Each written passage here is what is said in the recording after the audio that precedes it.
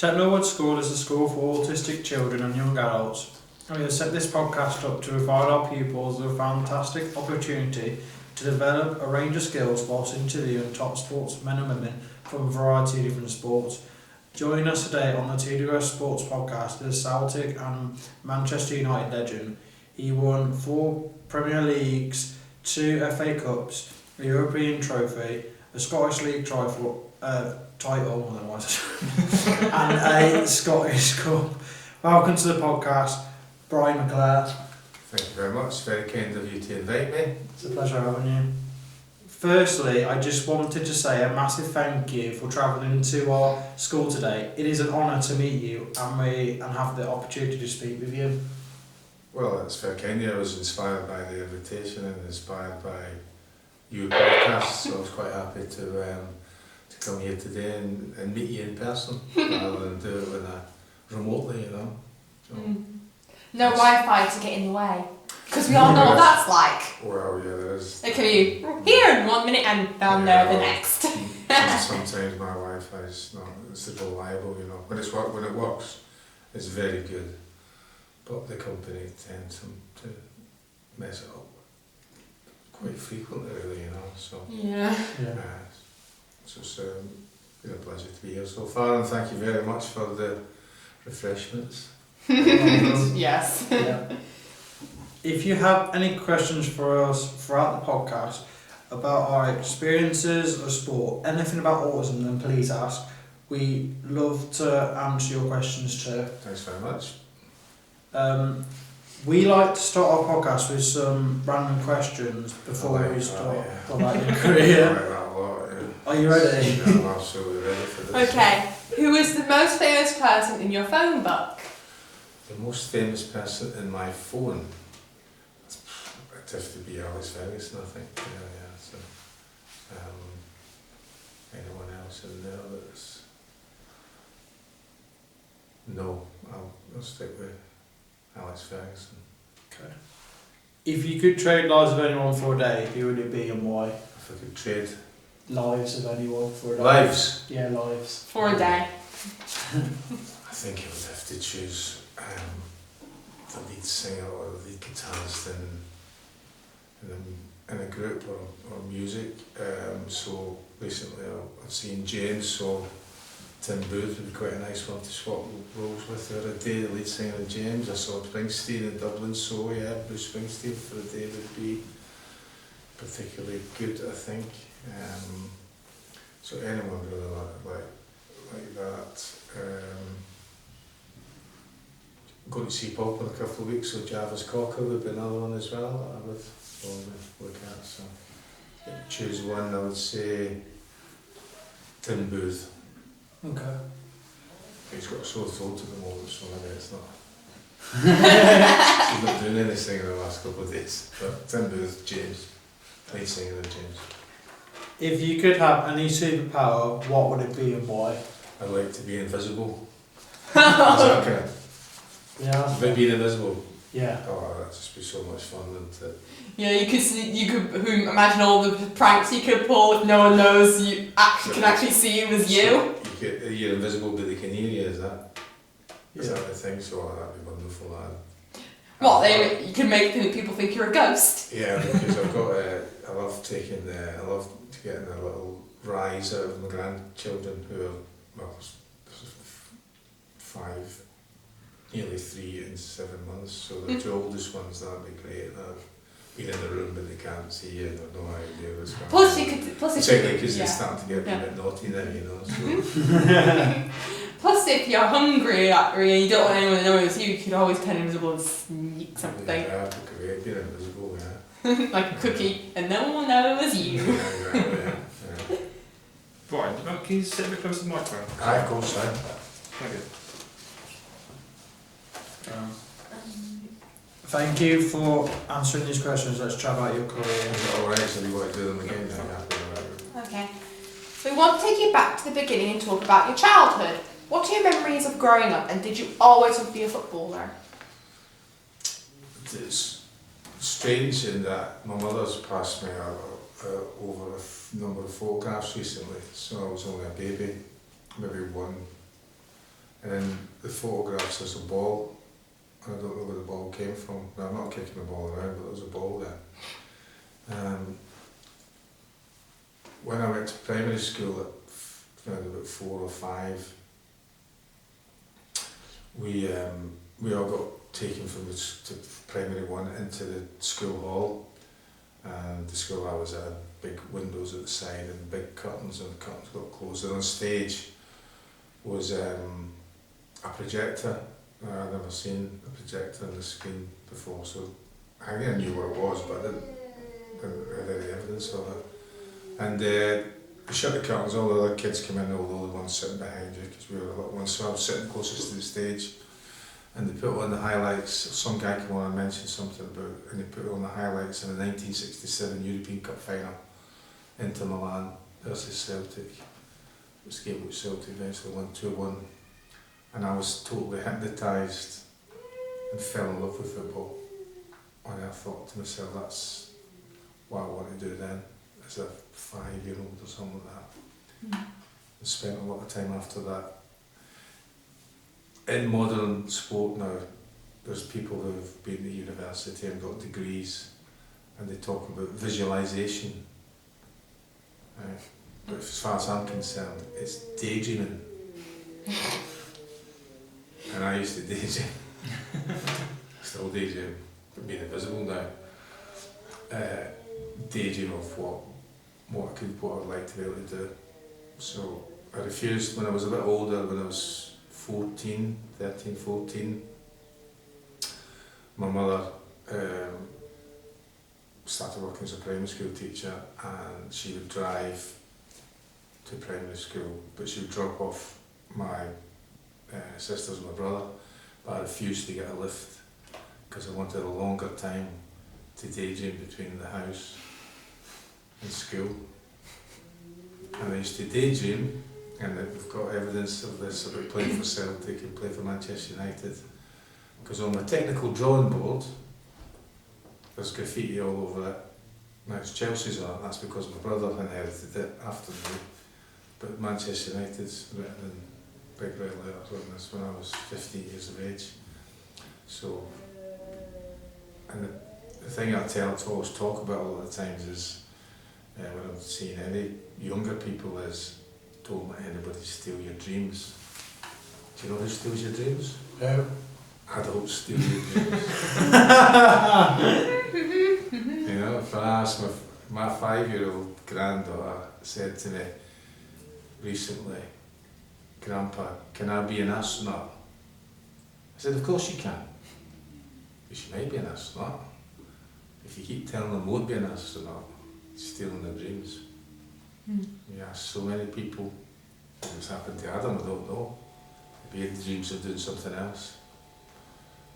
But nobody stole my dreams, so I've learned that lesson not to steal anybody else's dreams. So that's playing football all the time. Either just kicking the ball about outside, different kinds of games of football, but it's always the same kind of practice. You're playing games like Kirby and Barry, trying to hit the bar, and you've been in the street playing, and it's in the street, there's no, you know, that gate there's a goal, and that gate there's a goal, and that's actually 4 goals. So what you were actually doing, and you didn't realise, is that you were switching the play and trying to find where the weakness was, if they're all over that side to attack that side. But we only, because it was just that kind of game in the street. And then my first experience of ever playing 11-a-side football was with primary school. I was 9 playing for the under 12s. I played left back. I had second-hand boots on. Nearly all studs were worn away, moulded, soft ground, hard ground, sorry, shoes, moulded, as you call them when I was younger. And they were called George Best style or something like that. And it hailstormed, and we got beat 5 or 6, touched the ball. Every time the ball came to me, I just hit the ball in the direction I was facing. I never played in that. And I think I nearly got hypothermia. Oh dear. And I still don't know why I continued to daydream after that because it was a very miserable experience. I doubt the Windows found it fun either. I mean, there must have been one or two incidents of the window and the ball. There's plenty of those instances of playing out that, yeah. we weren't allowed to play with a big ball at primary school, we had to play with a tennis ball, which is another thing I think was an advantage to learning how to play football, because all the practice at school, which would be an hour and a half every day, because we used to have 2 breaks, one in the morning, one in the afternoon, because in the old days we didn't finish school till 4. Oh, wow. 4 or Wow. 4. Start at 9, hour at 15 minutes, hour at lunch, 15 minutes, and then finish at 4. And we played football all the time. But it was a tennis ball, and I don't know who brought the tennis ball in, because nobody played tennis. Compared to tennis rackets like that, so I don't know where that came from. You were born in Scotland but started your career right here in the West Midlands with Aston Villa. Yeah. Firstly, how did you end up at Villa? What are your memories there, and why do you think it never worked out at Villa? Well, when you start playing well for your local teams in Scotland, all the English teams had scouts, talent scouts in Scotland and Northern Ireland and Southern Ireland and Wales and all that kind of thing. So they would go around watching games all the time. And if they thought you were a talent, decent player, you would get invited down on the holidays or weekends maybe to go and have a trial with other kids at the time from all over the place. And I'd been to West Brom, which is even closer than Ireland, West Brom, Arsenal, Villa, and I'd been invited to Bolton and Everton, I think. But the reason why I chose Villa, I decided to go to Villa rather than any other English clubs or indeed stay in Scotland, was that I was always encouraged to continue academic study. Right, so because my parents were very encouraging in the sense that they'd tell me almost every week that you might break your leg. Yeah. Very encouraging, you know, to go out the door, you might think they're going to come and get you from emergency, you know. And I always think that's quite funny looking back on it, but all they were saying was that they were, without saying you're not going to be an astronaut, it's difficult to become a professional football player or whatever. But Villa, because when I finished my exams in Scotland, I wanted to continue to do something else because I knew that there'd be spare time involved. And they said they would do that. Unfortunately for me, when the guy who told me that he was going to do this left the day after I arrived, and the new guy didn't really know anything about it, so couldn't quite arrange to do. I wanted to do further maths. Yeah. But it didn't really work out. Villa, there was just too many players. Well, I'll tell you what this is. It's like that simple lesson you learn about life and about football. You go there as a 16-year-old boy and you put into an adult environment and you're treated like an adult almost immediately, which can be a bit frightening. But the lesson really is that it's football in particular, my football, other sports, I suppose, team sports, it's about opinion. Yeah. And the person whose opinion is the coach of that particular team. And he or she is the only person that you should be trying to please. And they have their own idea of who they think is a player and who their favourites might be. I wasn't a favourite and they didn't think I was very good youth team coach, so I didn't really play very often. So I kind of stalled in that kind of way. But at the end I don't really know what happened because I went back for the second year. I signed for 2 years and I was an apprentice then. And I went back for the second year. I don't really know what happened because I had applied for university and been accepted back home, but I wasn't really intended to go. It was just something I didn't know that you had to do at that time just in case something happened, you know, at that particular moment.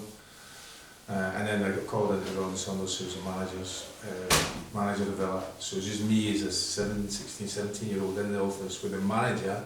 So imagine going into like Alex Ferguson or Arsene Wenger or Jurgen Klopp or Jose Mourinho and be told, look, just pack your bags and go, without no debate about it, no conversation about it. I was on a train that afternoon back to Scotland. And 2 weeks later I was at university and signed part-time for a club not far from my hometown called Motherwell. So the Villa thing was a great experience, full-time football on muscle. When I was there, they won the league that year.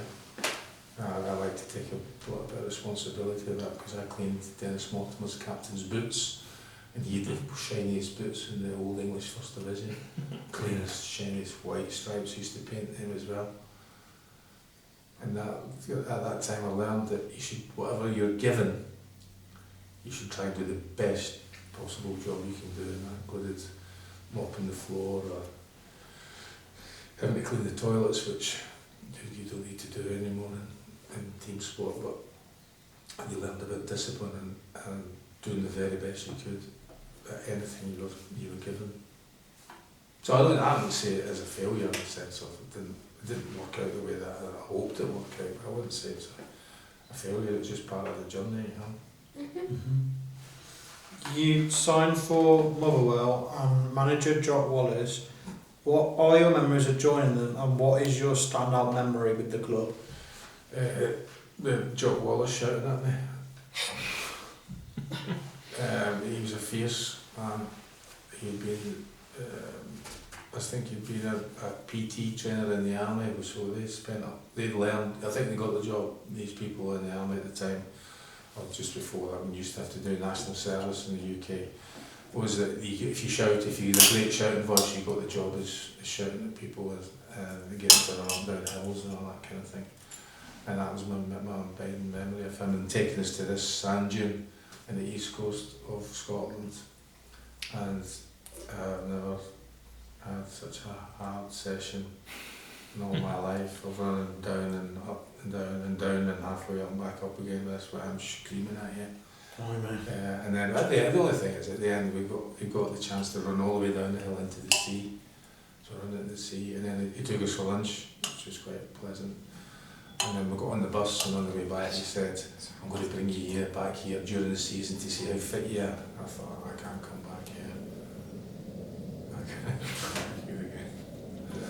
So, physically, but just the mental thing, mental challenge of doing that, I found that tough, you know. But it made you fit. So shouting at me, yeah. But the thing is as well, though, when you're 19 and you're 16, Yeah. well, when I was your age, I knew everything. So as far as I was concerned, John Wells knew nothing. Shout at me as much as you want, I knew everything. I was taking on the whole world at that point, you know, because I do everything, anything I wanted.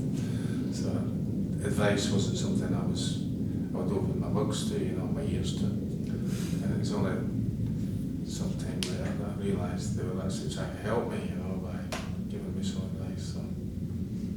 But it's another lesson to learn as you travel through, you know. Exactly. As a young player at the age of 18, what sort of person were you, and how did you settle into a squad of players? I think that there's Alex Ferguson said something about me to some young people while I was in the room, and he said that he was talking to them while I was there, and he said that see him, all he wanted to be was part of a team, and I never thought about this before. So when I went into anything, I always wanted to be part of the team, and I was quite happy to be involved, even though I wasn't one for standing up and shouting and telling people what to do. The way that it was it was full of good-natured ribbon and banter, you know. So in there, when you're a younger one, you had to be, you would be the butt of some kind of jokes and different things. There were it's not bullying, it was just humour and a way of enjoying it. And I found that I liked being in the dressing room, listening to something, sometimes being part of the butt of the jokes, which was just the way that it was. You learned to be part of that group in the dressing room. You had to stand up for yourself sometimes, so sometimes you might not accept the criticism or the humour. And it certainly develops your personality with regards to believing in yourself. But then when I came into playing in the training thing, when you're in the training, I knew that I could say that I was as good as, if not better than a lot of the older players who had been, some of them had played at Rangers and played for Scotland and played for Celtic and different things as part of their careers. So I was quite comfortable in particularly there. I was quite comfortable with Villa as well, as the peer group I was in, and even playing against the first team sometimes in training. But certainly at Motherwell I was quite confident in that. You know, like any young person, I think so, again you get carried away with yourself. You did something pretty decent, so part of the roles and responsibilities of the senior players is to make sure you don't get carried away, you know, because the next thing the next thing you could do can be an very embarrassing error, you know. So yes, enjoy the good moments, but don't get too carried away about it.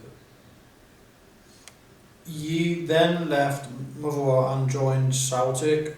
As someone from Scotland, was this a dream move for you, or did you prefer Rangers? No, it was a dream move for me. Yeah. I've been a Celtic supporter, and I would have gone to watch Celtic playing at home, but my mother wouldn't let me go on the train because she thought it was too dangerous with the supporters. So the first time that I played in an Old Firm game, which is Celtic versus Rangers or Rangers versus Celtic. So the very first game that I went to was at Celtic Park, and I was sub. And I came on, and I laid on the winning goal, but VAR would have chopped it off because I was offside. I know I was offside. I knew I was offside as well, so how the linesman didn't quite see it. It was good for me because it was laid on the winning goal. So yes, it was a dream, and when I went there, the players that I had admired and played against for the 2 seasons before welcomed me so well. You know, that made me feel great. The very first moment I walked through. In fact, one of the Lisbon Lions, the team that had beat Inter in 1967, had scored in that game.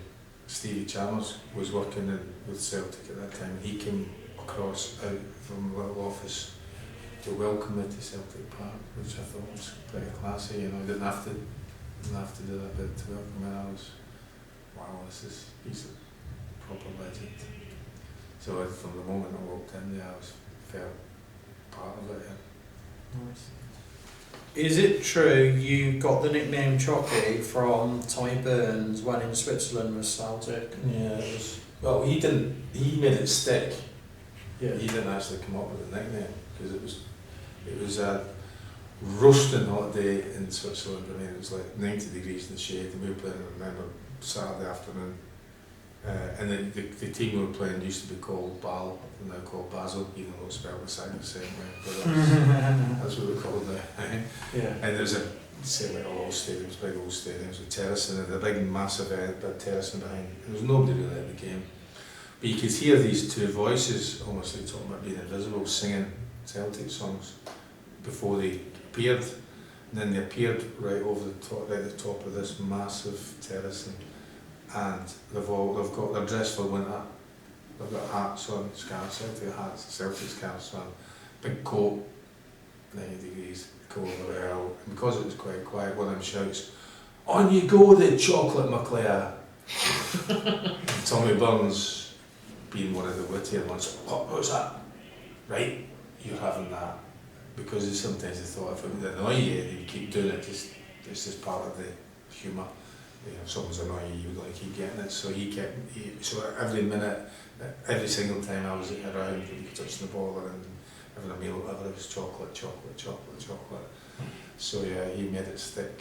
So and I wasn't that bothered, but it really didn't annoy me because I'd never had a nickname. I think I wanted to have a nickname when I was at school because everybody else had a nickname, but mainly the nickname certainly when I was at school, where you just added an IY to part of the name, you know, or an IE or something like that. you know, but because Brian he doesn't work, and McClair he doesn't work, works a wee bit with children's books and different things, but didn't work then, so I never had it then, you know, so, although you can shorten it, so I've had DB recently, that kind of thing, you know, but I never had it until I was 19, so I quite liked it, because it was totally different from everyone else, and then later on it allowed me to tell the story about it, and people get puzzled, you know, because you say, well, it's rhyming slang, but I'm surprised you've not got any eclairs. So basically, at the end of the day, that nickname was an excuse to poke fun at you for your last name. Yeah, because it rhymed with eclair. Aye. Rude. Well, yeah, you can say that, but that's just the way it was. And I should know. My last name's Dunn. So I should know. You've done it. At least my first name doesn't sound like some sort of particle, Mr. Adam. You scored some great goals for Celtic, such as the one against Sporting Lisbon, Rangers and Dundee United. What is your favourite goal from your time with Celtic? I would say that every goal was a great goal. Yeah. You know, and you can't score a bad goal. I mean, there are some things that look like a real fluky thing and an embarrassing kind of situation, particularly for the opposition. And I don't have a favourite goal, I don't have a favourite game, because I look at them, when you have children of your own, you try not to favour one over the other, you know, and try and treat them all the same. So I look at the games and the goals as, you know, they're like my children, you know. I don't know, there's a few hundred of them, so I think it'd be unfair, and that one there might have been important in the sense of it might be the winning goal, but our goal from there might have been because it was hit from outside of the box and it went into the top corner. So I don't have any favourites. And you end up, when you're looking back, you quite appreciate games where you were rotten in, you know, as well, because there's a little part of sometimes you don't play very well, sometimes you have bad days, anything, you know. I remember playing in a game at Goodison Park, home of Everton, and I did not, and you could try this deliberately, I didn't do one thing right. Not one, I didn't control the ball properly once, I didn't pass it to a red shirt once, which was quite, you know, if I did it deliberately, it would have been an incredible performance, but I wasn't, I just did a game like that. And I thought, I'm going to get taken off here, I'm that bad, he's surely take me off, you know. And I got the famous hairdryer at half time, and at the end of it, he said, is there any chance you can expletive pass to someone with a red shirt on? And from that game forward for the next 3 years, I think the physio would say, just as before we were going out onto the pitch, home and away, go, Jockey or Brian, remember, we're in red, or we're in green and yellow, or we're in blue, or we're in black today, you know. Yeah, that was his real old joke for the little game, you know. So, let's say bad games sometimes stick in your memory more than good games for various different reasons. Can we play another quickfire game with you, please? We will give you... If this is about me, I'll get nothing right about this. Did I miss a question? More like a whole sheet. It's because I didn't mix round, that's why. Oh dear. I was wondering why it said another on it. There you go. Sorry, that was it. Right. At the end of the 1985-86 season was one of the closest league titles ever, as it went down to the final game of the season. Can you tell us about that, please, and what are your memories of it? 85-86. 85-86. The 1985-86. Was that like you and Dundee, or got the year wrong? 85-86 was 86, yeah. What had happened was that Hearts were by far the better team that year. I don't think they'd hardly lost the game. We'd been a bit patchy. We got to a situation where we had to win every single game for some like 9, 10, 11 games. And all we could do was just win a game at a time. And I think the game for me that made the difference in the sense of we've got a chance. We're still at the Heart still had to falter. You know, they were in the favourite position. And we went to Pittodrie to play Aberdeen, and we'd never beat Aberdeen up there. They always gave us a trouncing or beat us comfortably, and we beat them 1-0. And I thought, yeah, we've got a real good chance here. But coming down to the last day of the season, they had a better goal difference, or goal average, I think it was goal difference, and all they had to do was draw away at Dundee at Dens Park. We had to turn around a 2-3 goal difference, 3 goals I think it was. We went to play St Mirren at Ross Street in Paisley, and we were 4-0 up at half time. So we were comfortable, we'd done our bit, and I scored a 5th goal. So we'd done enough to do that. It was still 0-0 at Dens Park. And then there was a big cheer in the crowd. We were all then before the internet. Do you know how you found out anything before the internet? Well, the main 2 factors which, you know, makes me explain and like learn about like the past is like literally just talk to like wise people or literally just like read from a book. Yeah. So, but to know about anything that's happening at a particular time, people had little radios. Yeah. Transistor radios, right, where you could listen to broadcast of the football. Yeah. Put your batteries in it. There was a little radio, portable then. There's loads of people would take them to football with them. Yeah. So somebody had, a few people must have transistor radio. They came across that Dundee had scored. Kid had scored. Well, no, sorry. He said that Kid had scored. So there was a wow. Hold on a minute. There's a kid that plays for Hearts as well. And a kid that plays for Dundee. What is it? And then the whole crowd erupts. When their goalkeeper's holding the ball in his hands, he's looking around going, what's going on here, you know? So a lad called Albert Kidd had scored, so thinking, right, it's getting close. And then he scored again. Our game finished before their game, which would never happen now. And we had to wait about 7 or 8 minutes before the game finished, and we went back out onto the pitch. So yeah, it was quite an incredible day. Winning the league in the last day like that, with goals and points, but also the fact that we were on a run of a number of games that we were unbeaten. How would you say your relationship was with the Celtic fans?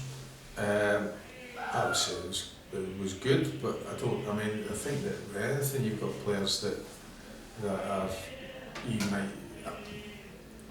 I think you get that, maybe be more popular. So we had another player there, there was a striker called Morris Johnson, who created quite a bit of controversy not long after that, but Mo had brilliant highlights, and he was probably a bit more exuberant than I was, and I think maybe that Celtic was maybe a bit more fond of that than him. But however, and the number of people I meet now, I go to watch Celtic play, the number of people I meet now going to games or after games that you would say, oh, we all thought you were a good player, it's quite impressive. But go back to, I'd realised from that moment that I'd been at Aston Villa that you need to please the manager or the coach, because he's going to make a difference, he or she's going to make a difference to your life, not just your football life. So supporters, yeah, but I didn't need adulation, and I didn't. That wasn't part of what I wanted. I wanted to play professional football.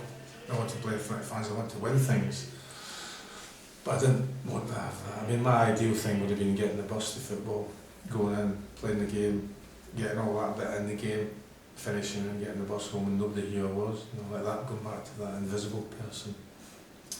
But you can't have that. And it's still never gone away. I don't know what this, particularly with social media now, True. I've a bit of a style on that, I've done it. Yeah. You left Celtic in 1981 to join Manchester United. Did it disappoint a few people the way you left Celtic? Yeah, well, I still tell them about it now, you know, how devastated them yet. Many people I meet now say you've got a broken heart, you know, these are grown men now, you know. And it still resonates with me as well. It was a very difficult decision. At the end I did what I thought was the right thing. I'm still not convinced that it was the right thing, you know, a great success at Manchester United. But I'd made the decision. When you made the decision, you have to stick with it and see it through. I mean, there may have been occasions that I may have thought that there would have been a return, you know, but 11 years at Manchester United was not too well as a player. It was excellent. You know, we got shouted at all the time. Pretty much footballers get shouted at everywhere. That wasn't just for playing football, that was for all sorts of Well, everyone gets shouted at. Everyone. And the only reason you wouldn't get shouted at is if you're deaf and you can't get shouted at because you wouldn't be able to hear them anyways. Well, surely you can pick up the vibrations of somebody being angry if you're deaf, you know. Only if allowing on the street to affect the floor. Yeah, well, there was plenty of that when I was getting shouted at. The whole building was vibrating. Okay, what did you do? Just, sometimes it was humour, sometimes it was bad football. Okay. You play with some great players. Wait, have we mentioned any of these players? What in the world? Is this a typo mistake? You don't mention any players. Yeah. As we I'll have just mentioned. clarify something there. They played with me. Okay. You must have had some funny times at Celtic and Manchester United. Who were the jokers in the dressing room, and can you remember any funny pranks? Well, I mean, I was one of the jokers for the start. Okay, so you were one of the Consistently, jokers. you know. Tommy Burns at Celtic was very funny, and he would. I made an error. Another thing, I made an error of going to the hairdressers, not the barbers, the hairdressers, and I ended up. At the time, you had this hairstyle called a demi-wave, which is like half a pound. I think the hairdresser was a Rangers supporter and he permed my hair. Right, so I ended up getting a lot of stick for, you know, having straight hair to this point. And I let it grow out. And when it grew out, it changed colour. And in that game, if you look at that, the highlights of that 85, 86 game Paisley, it's kind of blondie, orangey colour. Oh dear. It's really quite long. So which was your natural hair colour? Blonde? Brown, like, yeah, just brown like that, yeah, brown, so really yours. So he would come in, it looked like, so they're really long and it looked this orangey kind of colour. And you were always like, he would come in every day, and I used to sit in a little corner here, and there was a partition here, and the door to the restaurant's at the other side when we were training, and he would come in every day and he'd poke his head round and he'd go like that, because he thought I was like a lion's mane, you know. So I got that every day from that until I got it cut, you know, and I just let it go until pre-season. So yeah, Tommy Mills was hilarious. When I went to Manchester United, and another, maybe something to do with the colour of their hair, was Colin Strachan, there was another ginger, he was hilarious, you know. But one of the things I used to quite like to do is that in the training ground at Manchester United, we originally had showers where you pressed a button and it came on, and you couldn't change the temperature, it was just whatever I was saying, that central point, it was whatever colour, you couldn't change it, you just pushed it on and you had to hold it in and all that, because it only stayed on for brief moments, so you try to wash your hair or you'd be like, keep pressing it in, you know. And then this shows you that times have changed, right? They did up the dressing rooms at the stadium at Old Trafford. So, and they took out the showers and put in new showers. And they took the showers from Old Trafford and put them in the training ground. So they're not wasting these showers, they took them and put them in the training ground. But now all of a sudden, we've got a thermostat on them. And you can change the temperature. So every day I would change the temperature. And it used to take a little while, take a little pause on that, you know, so you could get from the shower room down to start getting dry before it turned cold. And I did every day, we were standing there. I don't know why everybody stood next to me, because I did it every day. They stood next to me, and then what he'd do is they would start washing their hair, like, you can't see it, because it's all like that. So I'd flick it. I'd flick it to cold. So I'd flick it to cold. So it'd be like that. So you knew it. Every day I was laughing at this, a different person. Except one day I decided I would do it the other way around, and it got really, really hot. I mean, proper scalding hot, you know. Oh dear. But it was Peter Schmeichel, so he deserved it. So did everyone know it was you? well, because I was standing next to him, wasn't I? They were not there. One minute I'm there, not. So I flicked it to hot, and I thought he's great for a minute. And then whatever, he let out an almighty scream, didn't he? And he was running around. He said, "I'm going to kill you. I'm going to kill you." Well, he can't because he'll get arrested. Yeah, and he's going to live him, going back to me. I said, "Oh, you probably be able to do that, yeah, but it's worth it, you know." Why did you decide to join Manchester United? Did you have interest from other clubs? Aye, yeah, Chelsea, Tottenham, Cologne in Germany, Mechelen in Belgium, some French teams, I think. Alex Ferguson asked me if I was interested in helping him rebuild the football club. And I say, when you were in Scotland, you were like an English team as well as a Scottish team, so it was when he was sent to Manchester United. So the only place I was going to go was Manchester United. And I went to Manchester United for less financial opportunities than anywhere else, you know. Even Celtic had offered me more money than I went to United for, so I was comfortable that I was choosing football reason for where I was going to go. Although I've still got a bit of paper that the manager of Chelsea wrote these figures down about what they were going to give me, which was at the time just astonishing, really, you know. But I'm quite happy with it. With what happened, you know. So for me, it was great getting paid for something you love. But I wanted to be successful, and I wanted to play for those clubs, even badly.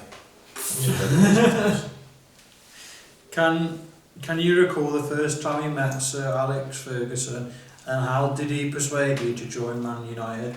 He romanced me. He told me I was great at everything about me, and that's the one thing, man. He'd always done his research from what he could find out about you from other sources. He would have nowadays he would have a wonderful time on the World Wide Web finding out things about you. I might even make decisions on players with some little detail that was in there that he didn't like, you know.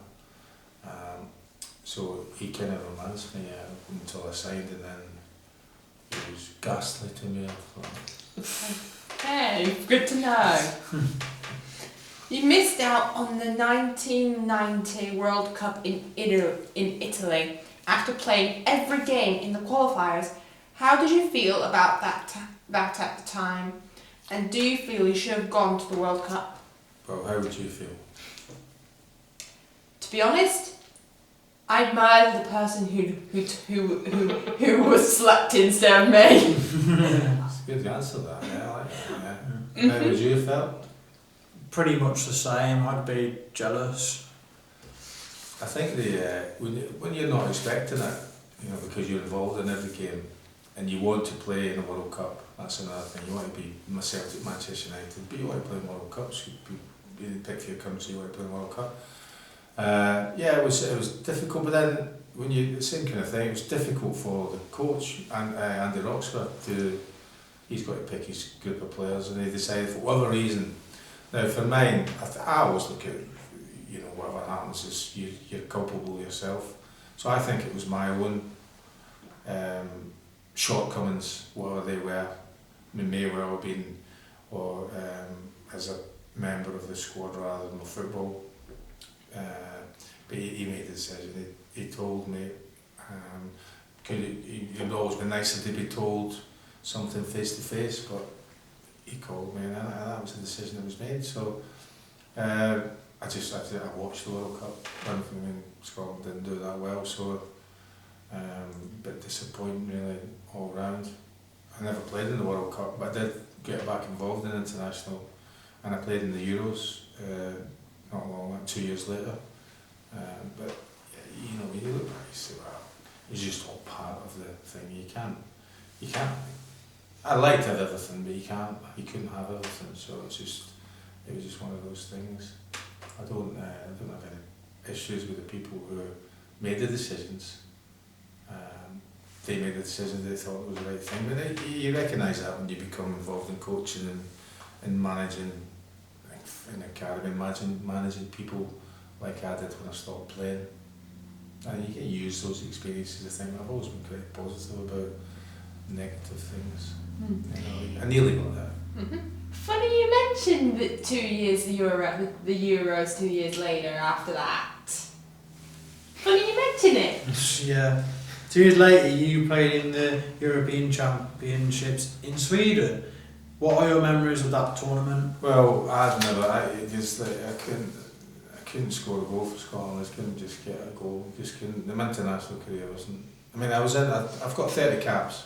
I was in about 60 squads because even if I could have got on, I played maybe more, but I just couldn't get a goal, you know.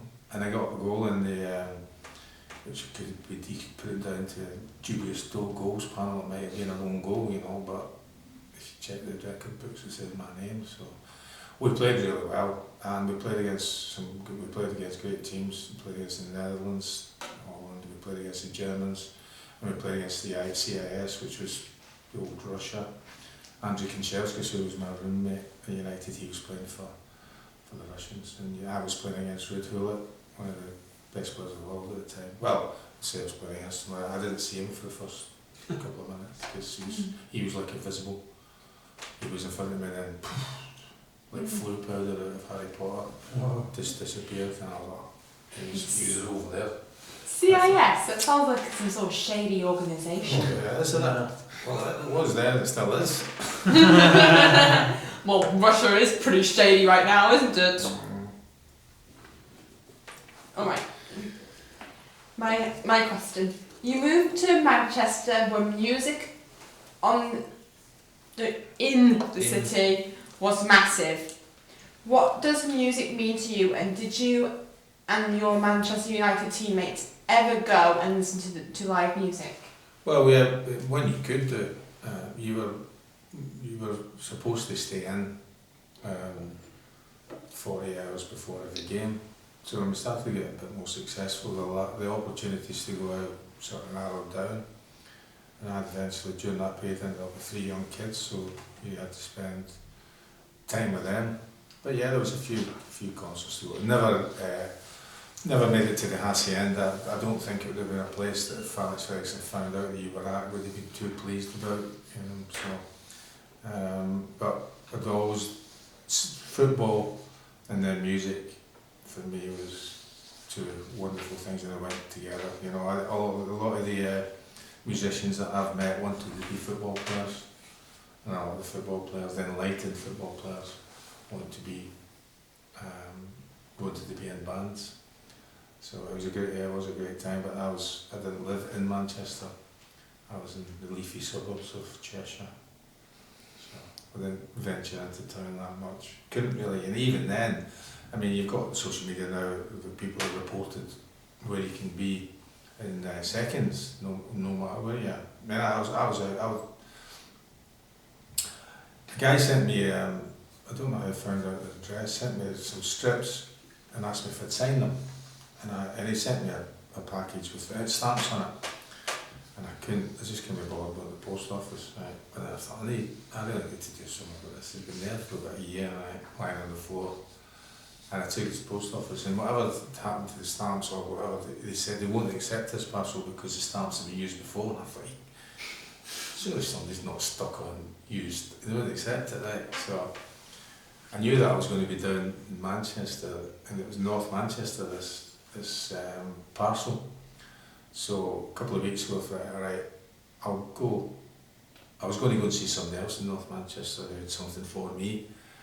And I said, alright, I'll go. And I ended up having to walk about 2 miles to this guy's house. And I was in a cul-de-sac and I couldn't quite find the number. His numbers are all odds, odd. Odd and even sometimes don't match in places, you know. It's like, I can't find this house. Next minute the guy shouts, "Chalky!" And I turned around and I went to the park and I went, "Are you?" He went, and I gave him the strip and he went, "Oh, what are you doing in my street? Yeah, brilliant. Oh, and can I get a selfie?" And then I gave him this, and he was delighted to get it back. He thought he lost those 3 kits, and it wasn't just signed by me, it was signed by loads of ex-players, you know. So he was really quite happy about that, and he posted something on the internet. And then I walked from there to another, it was a beautiful day, walked from there to another park. It's strange this, people don't realise that people can walk, right? So I walked to another part of town to meet this guy who had something for me, right? And then when I'm going home, I get a message from a lad that I've known for a long time. Somebody's messaged in to say, did I live in North Manchester? Because they thought they'd seen me wandering around. And the guy hoping, no, he doesn't live there.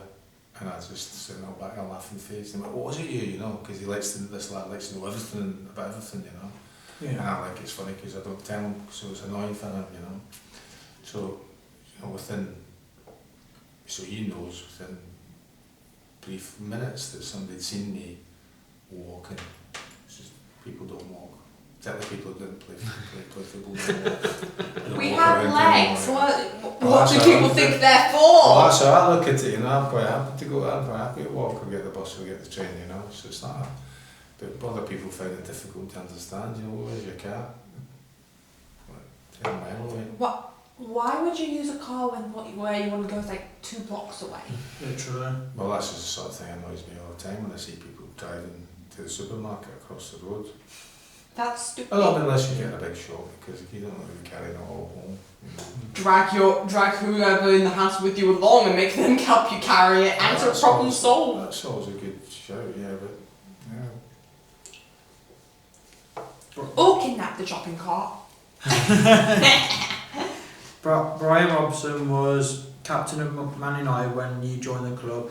Can you tell us a little bit about him as a person and a captain? He was a good captain, and because he told you when you were doing good things, and he praised you, but he was also good at criticism, and then what he said, he was very difficult to argue with because he really was quite good at getting right to the point of why he hadn't played particularly well or what he did there. What I like, when I think, I was with him the other night actually, we did a question and answer thing in where were we the other night? Lancaster. And he's always been great for me, and always been very supportive. But one of the things I always remember when Brian was that sometimes we were doing question and answer, people would say I was very fortunate that I never had many injuries. And Brian would say that's because you never tackled anybody. So, yeah, for him it was a proper contact sport. He was very brave, and he led with example.